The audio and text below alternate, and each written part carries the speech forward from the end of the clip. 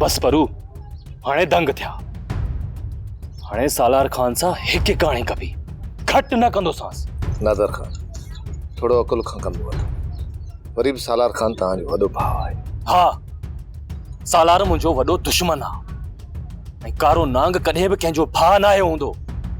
दुनिया में जेकॾहिं मुंहिंजो दुश्मन आहे तो वो सिर्फ ऐं सिर्फ सालार आहे।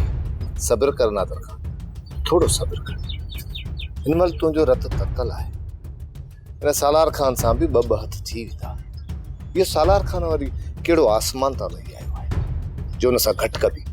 पर तव्हां ॿई सुल्तान ई तूं तव्हां ॿई मुंहिंजो साथ ॾियो न, पोइ ॾिसजो त हिन सालार जूं दाहूं कीअं थो कढायां।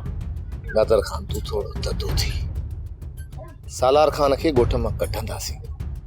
हू पाण ई ॻोठ छॾण ते मजबूर थी वेंदो। हाणे हुनजो जीअण जंजाल करे छॾींदासीं। तूं फिक्र न कर। हू पंहिंजो वारो वॼाए वियो आहे। हाणे असांजो वारो आहे। सालार खान मूंखे, मुंहिंजी ज़ाल खे ऐं मुंहिंजी भेण खे मारे चुको आहे। इहो त उन्हनि जा लोला अघामियल हुआ जो असां बची वियासीं। सालार खान बाबा जो कातिल आहे ऐं मां उन खां हिकु हिकु हिसाब ॻणे वठंदुसि। नादर खान, परू ऐं सुल्तान तोसां आख़िरी साह ताईं साथ निभाईंदा।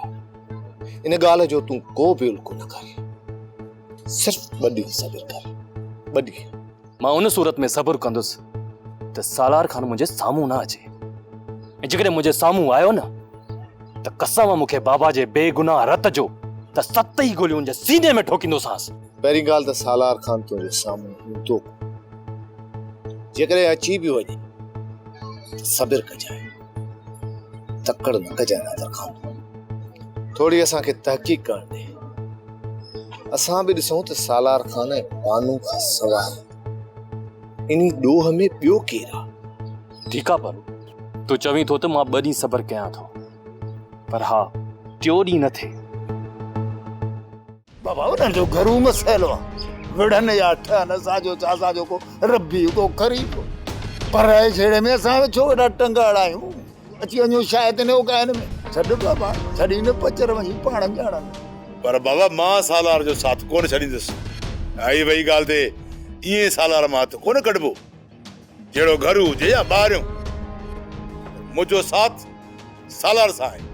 ठीकु आहे, जेकॾहिं बाबा तुंहिंजी मर्ज़ी आहे त पोइ चई छॾ सालार खान खे बाबा तोसां सिर लॻे। जेकॾहिं नादिर तोते आङुर बि खणे न त चीप अहिड़ी ॾींदासीं त चीकट निकिरी ईंदसि। इहो छोरो रुगो ची ची कंदो अथंदो, ची ची। हलंदासीं सालार वटि। सोप सीरियल सिंध ॼाई तमाम एपिसोड्स ॾिसो हाणे HD क्वालिटीअ में। विज़िट करियो असांजो YouTube channel Sindh TV HD drama. Subscribe कयो असांजो official YouTube channel Sindh TV HD drama ऐं वधीक अपडेट लाइ बेल आइकन खे क्लिक करियो।